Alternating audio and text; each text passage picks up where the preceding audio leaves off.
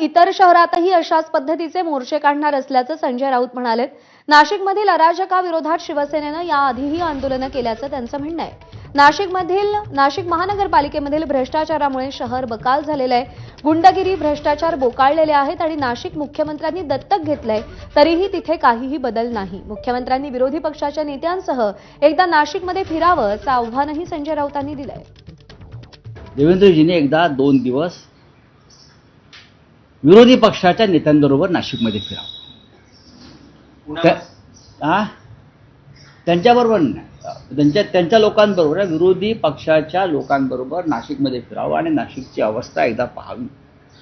आम्ही वारंवार त्यांना कळवून झालं, आमच्या लोकांनी आंदोलनं झाली, रस्ता रोको झाले।